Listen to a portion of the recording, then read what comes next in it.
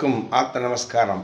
அகத்தி சொல்கிறாரு, இந்த சித்தர் சித்தர்னு பேர் வச்சுக்கிட்டு அலைகிறாங்கல்ல, அவங்கள பார்த்து ஐயா யார் தான் சித்தர் என்பதற்கு அந்த காலத்திலேயே அகத்திர பாட்டு எழுதிட்டாரு.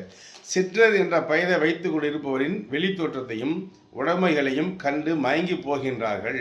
உள்ளே இருக்கும் விஷயம் யாருக்கும் தெரியாது. உள்ள உடம்புகள் என்ன இருக்குது யாருக்கும் தெரியாது. சித்தர் என்பவர் காட்டில் திரிந்து கொண்டிருப்பார். கோயில்கள் சித்தர் படம் வைத்து அமர்ந்திருப்பார். குகையில் இருப்பார். தாடி வைத்து கொண்டு இருப்பார் என்று என்பவரை பார்த்து சித்தர் என்று பெயர் வைத்து மயங்காதே. பெயர் வச்சாலும் சரி பார்த்து மயங்காதே. சித்தர் என்ற ஒருவர் வந்தால் சுழுமுனை எங்கே உள்ளது என்று கேள். ஜெனித்த இடம், மரணித்த இடம், அந்த இடம்தான் சிவசக்தி சூட்சமம். அங்குதான் தெய்வம் உள்ளது.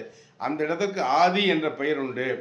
ஆதி இருக்கும் சுழிமுனையில் நினைவை வை. அந்த நிலைதான் கோடியில் ஒருத்தர் தான் கிடைக்கும் மட்டும் தெரியும். சுழி நிலையை அறிந்தால் மோட்சம் அப்படிங்கிறார்.